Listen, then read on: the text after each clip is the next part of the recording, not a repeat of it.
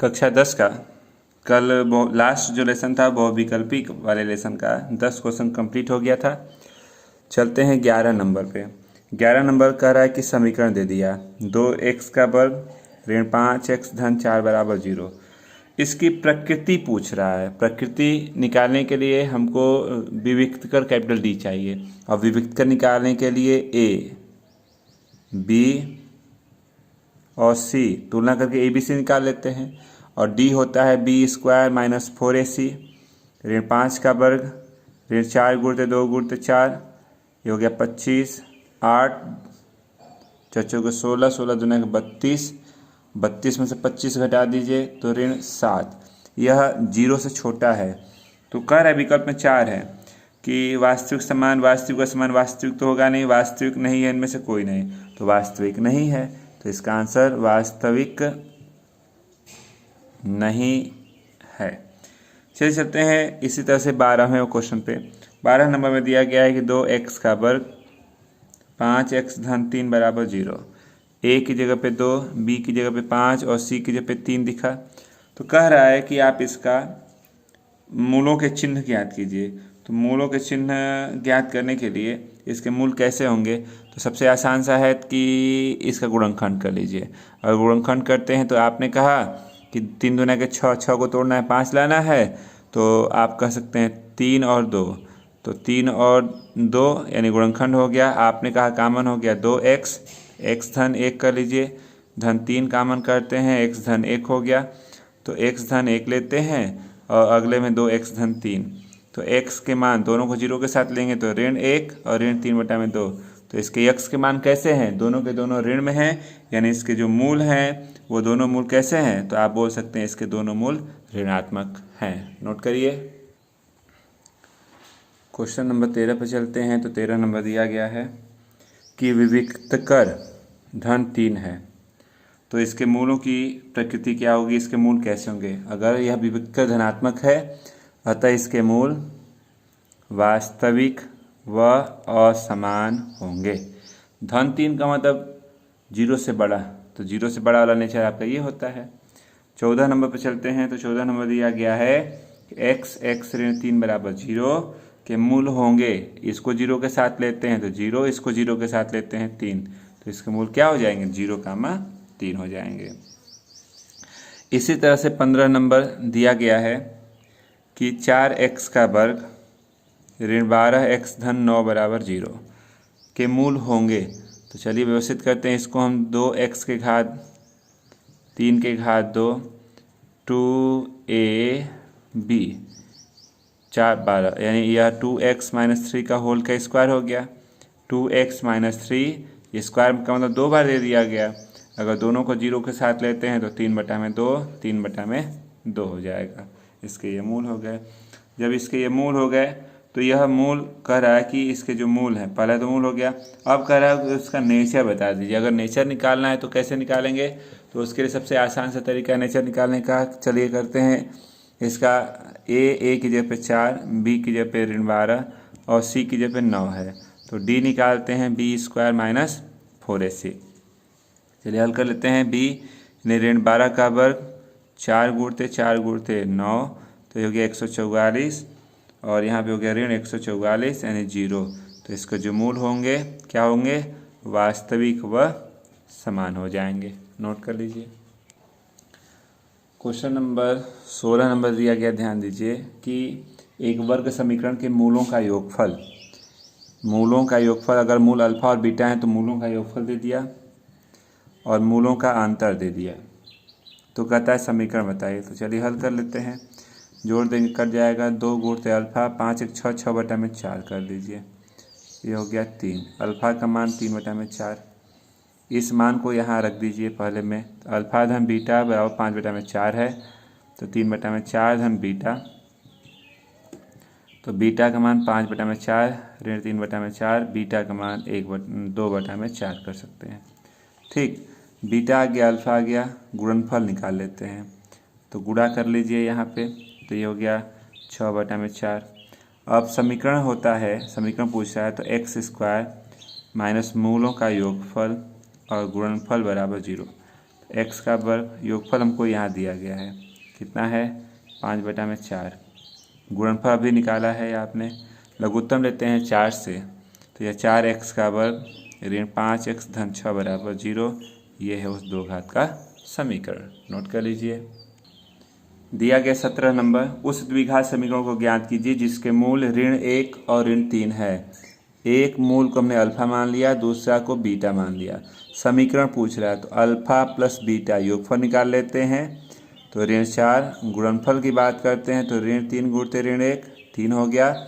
और फार्मूला होता है समीकरण का x² माइनस मूलों का योगफल और गुणनफल बराबर 0। तो x का वर्ग, इसका योगफल दिया गया है हमारे पास, कितना है ऋण 4 और गुणनफल है 3, यानी x का वर्ग 4x धन 3 बराबर 0। ये है वह दो घात का समीकरण। चलिए क्वेश्चन नंबर 18 ध्यान दीजिए। 18 में दिया गया है कि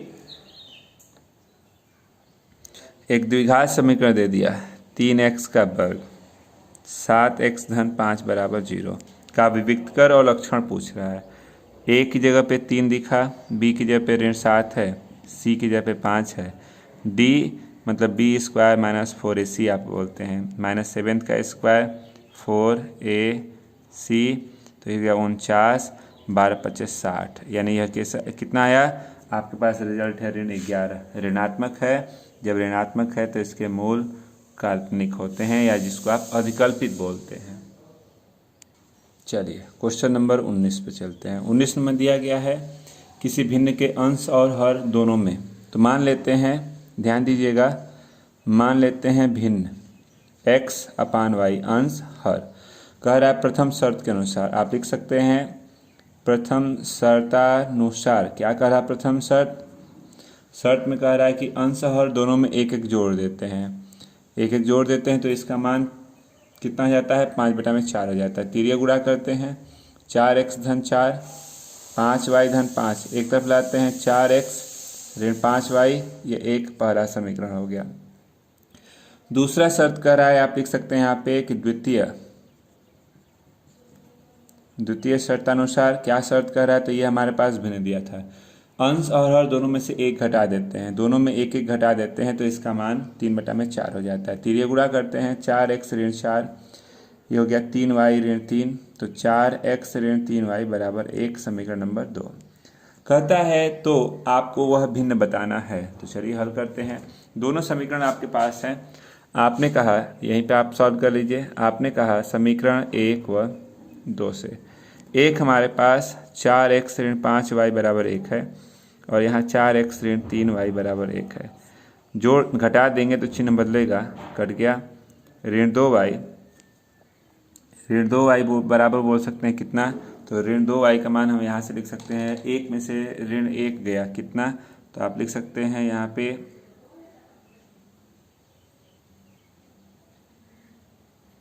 तो देखिए इसको हल नहीं करना है, बस समीकरण बना के छोड़ देना है, तो बस इसी पे आप छोड़ दीजिए, हल मत कीजिए। कह रहा है समीकरण के रूप में व्यक्त कीजिए, तो हो गया व्यक्त। नोट करिए इसको आप। चलिए क्वेश्चन नंबर चलते हैं 20 पे, ध्यान से देखिएगा। 3 वर्ष पहले रहमान की आयु, तो मान लेते हैं आज, माना रहमान की वर्तमान आयु मान लिया कितना है, तो मान लिया कि x वर्ष है। कहता है 3 वर्ष बाद, 3 वर्ष पहले, 3 वर्ष पूर्व रहमान की आयु मान लेते हैं, तो पहले यानी ऋण 3 हो गया। फिर 5 वर्ष बाद, आज से ही ना, 5 वर्ष बाद आज से चलते हैं तो x धन 5। अब कह रहा है यहाँ पे प्रश्नानुसार, आप ध्यान दे रहे हैं अगर, तो प्रश्नानुसार कह रहा है कि 3 वर्ष पहले रहमान की जो आयु का व्युत्क्रम है, अब से 5 वर्ष के बाद आयु के व्युत्क्रम का योग, दोनों के आयु का व्युत्क्रम करते हैं, व्युत्क्रम मतलब उल्टा, इसका योग करते हैं तो कहता है कितना होता है, तो 1/3 होता है। तो उसकी वर्तमान आयु बताइए, मतलब x का मान पूछ रहा है। चलिए लघुत्तम लेते हैं आप इसको, तो यहाँ x ऋण 3, यहाँ x धन 5, तो इसका यहाँ गुणा किया x धन 5, यहाँ इसका गुणा किया x ऋण 3, यह हो गया 1/3। यहाँ आप व्यवस्थित करते हैं तो 2x धन 2 और यहाँ इंटू कर लीजिए तो x का वर्ग 5 यानी धन 2x ऋण 15 कर सकते हैं, 1/3 हो गया। तिर्यक गुणा करते हैं तो x का वर्ग, ध्यान दीजिएगा x का वर्ग 2x ऋण 15, 3 से गुणा कर दी तो 6x धन 6, इधर लाते हैं 6 इधर आएगा तो ऋण 4x ऋण 6 मतलब 21। 21 को तोड़ना है, लाना है आपको 4, तो 21 को तोड़ेंगे तो 7 के 21 7 और 3, तो x का वर्ग 7x 3x ऋण 21 बराबर 0। पहले में कामन x, तो x ऋण 7, इसमें कामन धन 3 x ऋण 7, तो x ऋण 7 कामन कर लेते हैं, अगले में x धन 3 बचेगा। तो x के मान हो गए 2, इसको ऋण 3 और ये 7, ऋण में होता नहीं है एज, x बराबर रहमान की एज कितनी थी 7 वर्ष थी। नोट कर लीजिए आप इसको। चलिए 21 नंबर की बात करते हैं। तो 21 में दिया गया है कि एक रेलगाड़ी एक समान चाल से 360 किलोमीटर की दूर तय करती है। यदि यह चाल 5 किलोमीटर अधिक हो जाती है तो उसे 1 घंटा कम समय लगता है। रेलगाड़ी की चाल ज्ञात कीजिए। तो मान लेते हैं कि माना रेलगाड़ी की सामान्य चाल जो पहले थी उसकी x किलोमीटर पर घंटा, सामान्य चाल से 360 किलोमीटर चलती है तो लगा समय बराबर दूरी बटा में चाल। कहता है बढ़ गया तो उसकी नई चाल हो गई कितना, तो x धन 5, नई चाल से लगा समय दूरी बटा में चाल। कहता है जो नई चाल हुई है यानी चाल ज़्यादा हो गई है तो यह जो लगा समय है पहले वाले से 1 घंटा कम लेता है, तो बराबर करने के लिए इसमें 1 घंटा जोड़ दें। अब इसको हल करके x का मान निकालना है। चलिए हल करते हैं, इसको इधर ले आते हैं तो 360 कामन है, 1 बटा में x, ये इधर आएगा x धन 5 और ये 1, 360 एलसीएम लिया, ये इधर इंटू हो गया तो x धन 5 ऋण x, ये 1 x कट गया। आप इसको व्यवस्थित करेंगे तो इसको इधर गुणा कर दिया तो x का वर्ग 5x बराबर 5 से गुणा कर दीजिए, 5 का 30 3 15 3 18 यानी x का वर्ग 5x ऋण 1800। 1800 को तोड़ना है और लाना है आपको 5, तो आपके पास रिजल्ट आ गया। आप गुणनखंड कर लेंगे तो 45 और 40 कामन किया तो x धन 45 हो गया, यहाँ कामन किया तो ऋण 40 मतलब x धन 45 हो गया। x धन 45 कामन कर लीजिए और अगले ब्रैकेट में हमारे पास x ऋण 40 हो गया, जीरो दोनों को जीरो के साथ लेते हैं तो 40 और ये ऋण 45, ऋण में होता नहीं है छोड़ दीजिए आप इसको, x बराबर 40। आप इसी को माने थे कि सामान्य चाल कितनी थी, तो आप लिख देंगे x बराबर 40 मतलब सामान्य चाल 40 किलोमीटर पर घंटा थी। नोट कर सकते हैं आप इसको। चलिए चलते हैं इसके 22 वाले क्वेश्चन पे। तो 22 नंबर दिया गया है कि 2 पानी के नल एक साथ एक हौज में 9 सहित 3 मिनट में 8 घंटे में भर सकते हैं। बड़े व्यास वाला नल हौज को भरने में कम व्यास वाले नल से 10 घंटा कम समय लेता है। यदि प्रत्येक नल द्वारा अलग से हौज को भरने में लगा समय ज्ञात करना है। तो मान लेते हैं कि जो छोटा मुंह वाला है, माना छोटे व्यास के नल द्वारा हौज को भरने में लगा समय मान लेते हैं कि कितना लिया, तो x घंटा ले लिया, ठीक ना। तो बड़ा वाला कितना लेगा, 10 घंटा कम समय ले रहा है, इतना घंटा, ठीक। अब आपने कहा कि यह तो इतने घंटे में, तो 1 घंटे में छोटे व्यास के नल द्वारा 1 घंटे में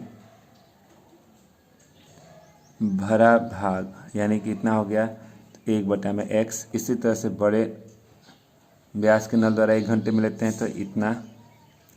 कहता है कि दोनों को कंबाइन करते हैं,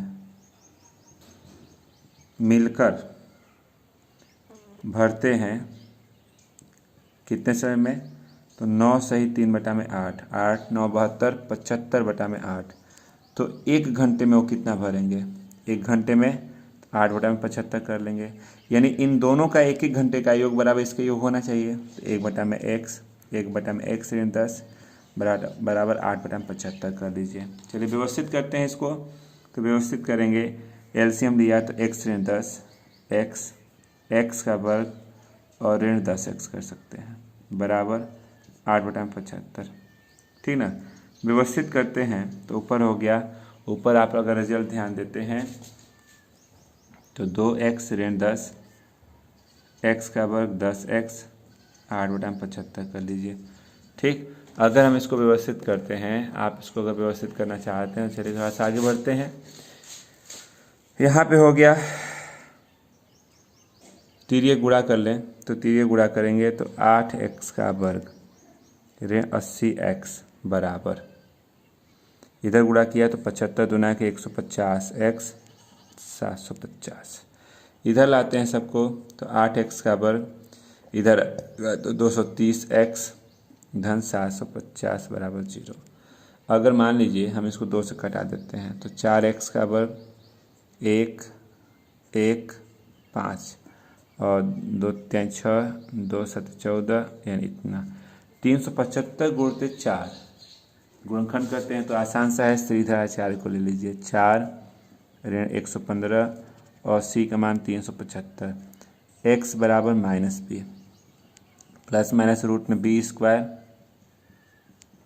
4a और c अपान 2a यानी 2 गुणते 4 कर लीजिए। तो x बराबर 115 धन ऋण, अगर हम इसको व्यवस्थित करते हैं तो 115 का वर्ग 13,225 गुणा कर लीजिए, 375 में 16 का गुणा करते हैं तो ये 6000 हो गया और 8, x बराबर 115 धन ऋण।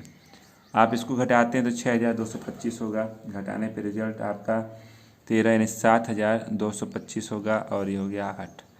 x बराबर, आप इसको व्यवस्थित करते हैं तो ये इसका वर्गमूल निकालेंगे तो 85 और ये हो गया 8। ठीक ना। अब आप कहते हैं कि इसको कैसे सॉल्व किया जाए, चलिए आगे बढ़ते हैं। यहीं पे हल कर लिया जाता है इसको। अगर हम यहीं पे हल करना चाहते हैं तो आपने कहा कि एक बार ले लीजिए धन ले लेंगे तो x बराबर 115 धन 85 बटा में 8, तो ये हो गया 0 9 10 208 4 5 20, यानी x का मान हो गया 25 1। अगर ऋण लेते हैं तो x बराबर 115 ऋण 85 बटा में 8, तो घटा लीजिए, तो घटाया तो यहाँ पे हो गया कितना 30 बटा में 8 15 बटा में 4, यानी 7 15 बटा 4 4 3 12, इतना, यानी कुल मिला के आपके पास ये आपका 25 घंटा हो गया। और उसको हटाएंगे तो 25 में से 10 गया, छोटे वाले को 25 घंटा लगेगा, छोटे वाले को 25 में से 10 गया 15 घंटा लगेगा, बड़े वाले को 15 घंटा और उसको 25 घंटा। आंसर नोट कर लीजिए। चलिए 23 नंबर देखिए ध्यान से, दिया गया है कि मैसूर और बंगलोर के बीच की दूरी 132 किलोमीटर, यात्रा करने में एक एक्सप्रेस रेलगाड़ी सवारी गाड़ी से 1 घंटा कम समय लेती है। यदि एक्सप्रेस की रेलगाड़ी की चाल सवारी की चाल से 11 घंटों का अधिक हो, तो मान लिया कि माना सवारी रेलगाड़ी की चाल तो x किलोमीटर पर घंटा और एक्सप्रेस है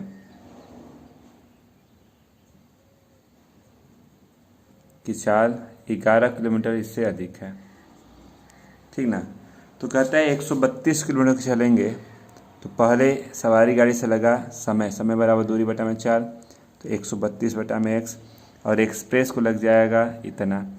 तो एक्सप्रेस वाले को पहले वाले की तुलना में क्या होता है, पहले वाले की तुलना में 1 घंटा कम समय लेता है, तो 1 घंटा जोड़ लीजिए। इसको इधर ले जाके सॉल्व कर सकते हैं, बहुत सारा क्वेश्चन आपने सॉल्व किया है, आप इसको खुद करना सीखिए। लास्ट 24 नंबर पे आते हैं। 24 नंबर ध्यान से देखिए, बहुत ही अच्छा सा क्वेश्चन है। 24 नंबर दिया गया है कि 13 मीटर व्यास, मान लेते हैं एक सर्किल दे दिया, 13 मीटर व्यास का एक वृत्ताकार पार्क की परिसीमा के एक बिंदु पर एक खंभा इस प्रकार से गाड़ना है कि इस पार्क के एक व्यास के 2 अंत बिंदुओं पर बने फाटकों ए और बी, दो अंत बिंदुओं पर बने फाटकों ए व बी, मान लीजिए ये व्यास हो गया, ठीक ना। तो व्यास हो गया तो दो फाटक बन रहे मान लेते हैं, यहाँ ये ए हो गया, ये बी हो गया, दो फाटक हैं, ये दूरियों का अंतर कितना है, तो हमको दे दिया, ये मान लेते हैं सी है, ए सी माइनस बी सी कह रहा है 7 हो गया, अंतर हो गया, ठीक ना। ये हमको पूरा व्यास 13 दिया गया है, ठीक। दोनों फाटकों के बीच की कितनी दूरियां हैं, दूरियां मतलब हमसे पूछा, चलिए मान लेते हैं यहाँ पे कि बी सी हमने मान लिया कि यह दूरी स्मॉल ए है, तो ए सी माइनस स्मॉल ए यानी ए सी की वैल्यू स्मॉल ए प्लस से बंद कर सकते हैं, ये हो गया। समकोण त्रिभुज की प्रॉपर्टी ले लीजिए, 13 का वर्ग, ए का वर्ग और ए धन 7 का वर्ग, बस इसको हल करके ए का मान निकाल लीजिए और ए के मान को यहाँ और यहाँ रख दीजिएगा, दोनों से आपसे आंसर हो जाएंगे। तो इसको भी आप चाहें तो होमवर्क कर सकते हैं। तो आपका ये बहुपद वाला पूरा का पूरा भाग आपका समाप्त हो गया। अब कल नई प्रश्नावली शुरू की जाएगी। आज के लिए ही इतना ही, रहने दीजिए।